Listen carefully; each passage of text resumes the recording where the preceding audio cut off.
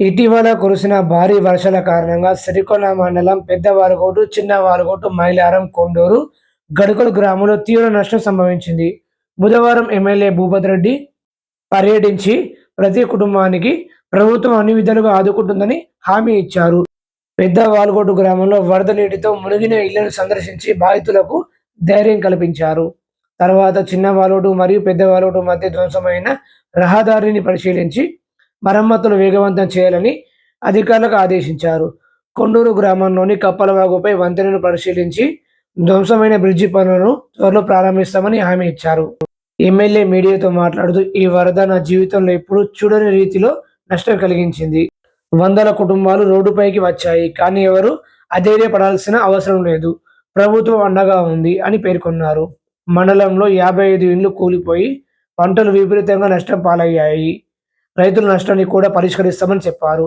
ఈ పర్యటనలో డీసీసీ ప్రధాన కార్యదర్శి భాస్కర్ రెడ్డి, కాంగ్రెస్ నాయకులు ఎర్రన్న, ఉమ్మాజీ నరేష్, సిరికొండ మండల కాంగ్రెస్ అధ్యక్షులు బకారం రవి, జిల్లా నాయకులు సంతోష్ నాయక్, ప్రవీణ్, రాము, గ్యామ శోభన్, దిగంబర్ నర్సయ్య, రాము, గోవర్ధన్ రెడ్డి, రాములు, నరసారెడ్డి, మల్లేష్, డెలిగేట్ శేఖర్, గంగాధర్, రాజారెడ్డి తదితరులు ఉన్నారు.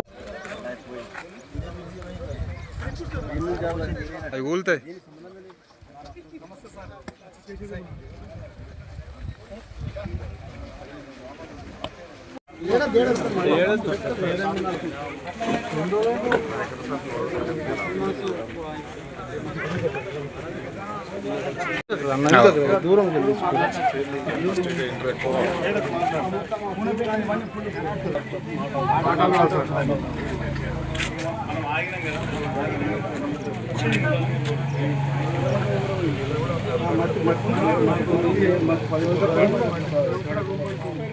సార్ వెంకరం మొత్తం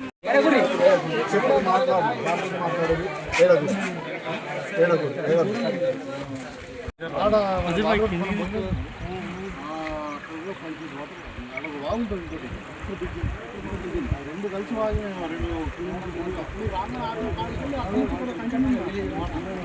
మేమే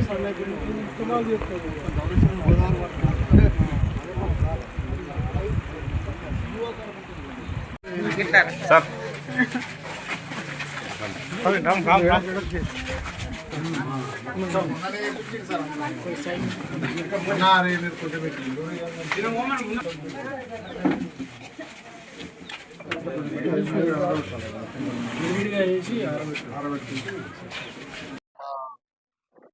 కాంగ్రెస్ నాయకులు శ్రేణులు అందరు కూడా నమస్కారం తెలియజేస్తూ, ముఖ్యంగా ఈ వర్షాలు తుఫాన్ ప్రభావం వల్ల గత వారం రోజుల నుండి పడుతున్నట్టు వర్షాల వల్ల కని విని తిరగని రీతిలో మరి దర్పల్లి, సిరికొండ మండలాలలో వరద రావడం జరిగింది. ఆ రోజు సండే కదా వచ్చింది, అది వరద సండే వచ్చిందమ్మా, గురువారం అంటే వెడ్నెస్డే, ఆల్మోస్ట్ 5 రోజులు 6 రోజులు అయింది. ఆ రోజు గురువారం రోజు ఇక్కడ పైన మనకు అది ముత్యాల చెరువు ఉంటుంది, అది దిగింది. తర్వాత కామారెడ్డి, మాచారెడ్డి, తర్వాత ఈ సదాశివనగర్ ఏరియాలో ఇదంతా కూడా ఒకటే రోజు రాత్రంతా కలిసి దగ్గర 30 నుండి 40 సెంటీమీటర్ల వర్షం పడడం. మన దగ్గర కూడా వర్షం దగ్గర 30 సెంటీమీటర్ల వర్షం మన జిల్లాలో కూడా ఈ ప్రాంతంలో పడ్డది. ఇవన్నీ కలిసి ఎంత వచ్చిందంటే, ఇక్కడ ఉన్న పెద్ద మనుషులతో మాట్లాడితే దగ్గర వాళ్ళ జీవిత కాలంలో వాళ్ళు చూడలే, గత 100 సంవత్సరాల నుండి ఎప్పుడు కూడా ఇంత వరద రాదు. అంటే నేను కూడా అంటే నాకు తెలిసినప్పటి నుండి కొండూరు గ్రామంలో కానీ, వాడి గ్రామంలో కానీ వరద నీరు వచ్చిందన్నది నేను ఎక్కడ వినలేదు. ఎన్నోసార్లు బ్రిడ్జ్ మీద నీళ్ళు వారినాయి, పెద్ద పెద్ద వరదలు వచ్చినాయి, పొలాలు చెడిపోవడం, పంటలు నష్టపోవడం జరిగింది, కానీ ఈ లెవెల్లో వరద ఎప్పుడు రాలేదు. అయితే ఇక్కడ అదృష్టవశాత్తు ఏంటంటే ఉదయం పూట వచ్చింది వరద, కొంచెం 9:30, 8 గంటలకు రావడం వల్ల అందరు కూడా అలర్ట్ అయిపోయి, మరి ఇప్పుడు మా కాంగ్రెస్ శ్రేణులు అన్ని వీళ్ళు వాడిలా కానీ, ఇక్కడ మన బీరప్ప తాండా కానీ, దర్పల్లిలో మరి నడిపి తాండా, అదేవిధంగా ఇప్పుడు మన దగ్గర గడుకోలు, తర్వాత కొండూరులో ఈ అన్ని గ్రామాలలో కూడా వీళ్ళంతా అందరూ అలర్ట్ అయ్యి వాళ్ళను అనౌన్స్ చేసి, మరి మైక్ ద్వారా అనౌన్స్ చేసి వాళ్ళందరూ ఇంట్లో నుండి బయట తీసుకొచ్చి వాళ్ళను ప్రాణం హాని జరగకుండా చేయించినందుకు నిజంగానే వాళ్ళందరినీ కూడా అభినందిస్తున్నాం. ఇవాళ అదృష్టవశాత్తు ప్రాణ నష్టం లేదు. కానీ ఆస్తి నష్టం జరిగింది. ఇండివిజువల్ వ్యక్తిగతంగా ఇప్పుడు మన కొండూరులోనే ఇప్పుడు ఎంపీడీఓ గారు ఇచ్చినటువంటి రిపోర్ట్ ప్రకారం దగ్గర దగ్గర 55 ఇండ్లు మట్టితో కట్టినవి. కానీ ఇక్కడ మేము అక్కడ చూసినాం, ఒకటి ఆర్సీసీ బిల్డింగ్ కట్టిండ్రు, కింద పునాదులు వేసుకోవడం వల్ల మొత్తం కూలిపోయింది లోపల. సో అలాంటి మొత్తం డ్యామేజ్ అయిన ఇండ్లు 55 ఇండ్లు ఉన్నాయి. వాళ్ళకి సంబంధించిన తినుబండారాలు అంటే పప్పులు కానీ, ఉప్పు కానీ, లేకుంటే బియ్యము, నూనె, కారం ఇవన్నీ కూడా మొత్తము తడిచిపోయి ఖరాబ్ అయిపోయినాయి. బట్టలు ఖరాబ్ అయిపోయినాయి. ఎలక్ట్రానిక్ గూడ్స్ లైక్ ఇప్పుడు టెలివిజన్స్, టీవీ కానీ, ఫ్రిడ్జ్ కానీ ఇవన్నీ కూడా ఖరాబ్ కావడం జరిగింది. సో వాళ్ళందరూ కూడా ఇప్పుడు అధికారులు అంతా కూడా నష్టాన్ని అంచనా వేస్తూ ఉన్నారు. మేము అదే రోజు రావడం జరిగింది. 12 గంటలకు 10 గంటలకు ఇక్కడ వరద వస్తే నేను వాడిలో 12 గంటలకు ఉన్నాం. ఇక్కడ ఆల్మోస్ట్ 3 వరకు ఇక్కడ ఉన్నాను. ఆ రోజు ఇక్కడ రాకుండా మొత్తం ఉన్న అంతా కూడా కట్ అయిపోయినాయి. సో ఆ రోజు అక్కడ బ్రిడ్జ్ మీదకి వచ్చి అక్కడ నుండి మన గ్రామస్తులతో మాట్లాడి అక్కడ వెళ్ళిపోవడం జరిగింది.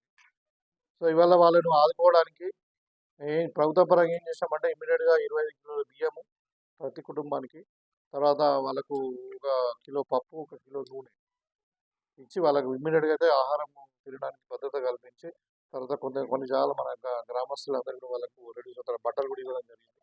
తర్వాత హెల్త్ క్యాంప్ కండక్ట్ చేసినాము. శానిటేషన్ అంతా కూడా చేసి ఇప్పుడు ఏంటంటే ఈ వారం రోజుల్లో జరిగింది ఏంటంటే వాళ్ళందరూ కూడా క్యాంపుల నుండి మళ్ళీ ఇంటికి పోగలిగారు.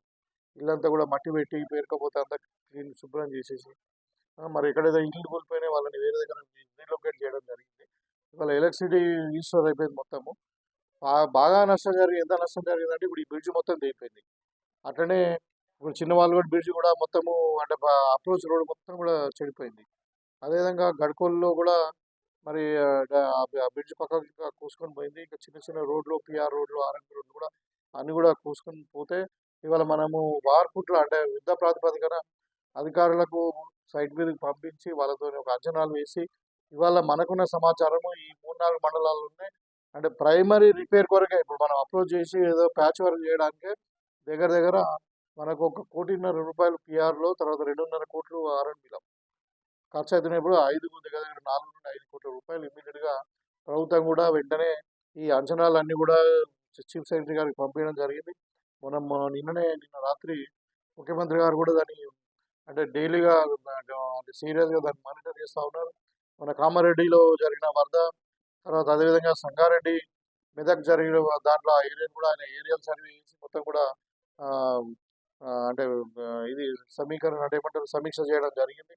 నిన్న సిఎస్ గారితో పాటు కలిసి మంత్రులు, క్యాబినెట్ అందరు కూడా కలెక్టర్తో ప్రెస్ కాన్ఫరెన్స్ పెట్టి మరి ప్రతి జిల్లాకు ఎక్కువ డ్యామేజ్ అయిన జిల్లాకు ఎక్కువ డబ్బులు మినిమం అయితే 10 కోట్ల రూపాయలు మనకి ఇమీడియట్గా శాంక్షన్ చేయడం జరిగింది. దాంట్లోకి వెళ్ళే ఇప్పుడు ఈ రోడ్లు కానీ ఇవన్నీ కూడా ఎలక్ట్రిసిటీ కానీ ఇవన్నీ కూడా మనము ఇమ్మీడియట్గా మనం రీస్టోర్ చేస్తూ ఉన్నాం. ఇప్పుడైతే ఫస్ట్ ఇళ్ళల్లో కరెంటు రీస్టోర్ అయింది. ఇంకా చాలా కొన్ని వందల ట్రాన్స్ఫార్మర్ కోల్పోయినాయి, కొన్ని వేల పోల్స్ కొట్టుకుపోయినాయి. సో అవన్నీ చేయడానికి కొంచెం టైం పడుతుంది. ఎందుకంటే అలా ముళ్ళు, మట్టి, బురద, వారు ఇంకా నీళ్ళు వారుతూ ఉన్నాయి. పాపం ఎలక్ట్రిసిటీ డిపార్ట్మెంట్లో కూడా వాళ్ళు 24 గంటలు పనిచేస్తూ ఉన్నారు.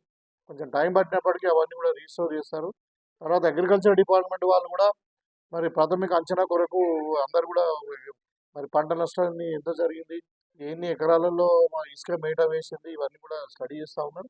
మొత్తం ఈ రిపోర్ట్స్ అన్నీ వచ్చిన తర్వాత ప్రభుత్వం ఇంకా మరి రైతులను ఆదుకోవడానికి కూడా తప్పకుండా ఎకరానికి కానీ మనం ఏదో ఒక అంటే అంచనా మీదకి వెళ్ళి మరి దానికి ఎంత నష్టం జరిగిందని మొత్తం తెలంగాణ వ్యాప్తంగా గవర్నమెంట్ ఒక నిర్ణయం తీసుకునే అవకాశం ఉంది. కానీ ఇప్పుడు ఇమ్మీడియట్గా మాత్రం ఈ అప్రోచ్ రోడ్స్, ఆర్ఎండ్బి రోడ్స్ కానీ, పిఆర్ రోడ్స్ కానీ, ఈ బ్రిడ్జెస్ కానీ, తర్వాత ఈ కల్వర్ట్స్ కానీ ఇవన్నీ కూడా ఇమ్మీడియట్గా రీస్టోర్ చేస్తూ ఉన్నాం ఒక వారం 10 రోజుల్లో. తర్వాత అందరికి కూడా హెల్త్ క్యాంపు, మరి ఆహార భద్రత కొరకు బియ్యం అవన్నీ కూడా ఇవ్వడం జరిగింది.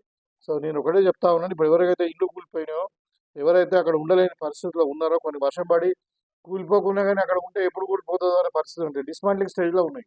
అంటే అందులో ఉంటే మరి ఎప్పుడైనా తెలంగాణ కూడా కూలిపోయే పరిస్థితి ఉంటుంది. ప్రాణానికి నష్టం జరగకుండా అలాంటివి కూడా ఐడెంటిఫై చేశారు.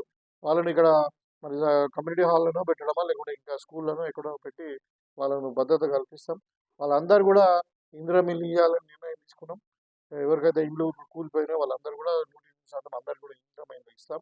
వాళ్ళందరూ కూడా ఆదుకుంటాం అన్ని రకాలుగా. వాళ్ళు ఎవరు కూడా అంటే ఆధారపడాల్సిన అవసరం లేదు, బాధపడాల్సిన అవసరం లేదు. ఎందుకంటే ప్రకృతి విపత్తు అది ఎవరి చేతిలో లేదు, మన చేతిలో లేదు, ఎవరి చేతిలో లేదు. కానీ అయినా కానీ అందరూ కూడా అలర్ట్ ఉండి వాళ్ళ మన ప్రాణ నష్టం లేకుండా కాపాడడం అంటేనే చాలా గొప్ప విషయం. ఎందుకంటే ఆ వరద మామూలు వరద కాదు. ఇప్పుడు మన వాల్గోట్ రోడ్ కూడా ఒక 5 ఫీట్ల పైన నీళ్లు బారినాయి. ఈ 2 నదులు కూడా కలిసి పారిన 1 కిలోమీటర్ పొడవుగా ఒక మనం గోదావరిలో ధవళేశ్వరం ఎట్లా పారుతుందో అట్లా పారింది. అంటే నిజంగానే అంటే ఒక భయంకరమైన వాతావరణం మారింది. సో, పాపం వీళ్ళందరూ ధైర్యంగా అందరిని కూడా ఇక్కడ పెద్దమ్మ వీళ్ళు ముసలోళ్ళు కూడా పెద్ద మనుషులు కూడా చెప్తా ఉన్నారు, "మేము ఇక్కడ వరకు నీళ్ళొచ్చినాయి సార్. మేము చచ్చిపోయేటోళ్ళం. మా వాళ్ళే వచ్చి అందరూ తీసుకొని వచ్చిర్రు. బయటకు తీసుకొని గుంజుకొని పోయిండ్రు పైకి. అక్కడ ఇళ్ళ మీదకి కొంతమంది సెంటర్‌కి తీసుకుపోయిండ్రు" అన్నారు. సో, ఇప్పుడు ప్రాణ నష్టము లేదు.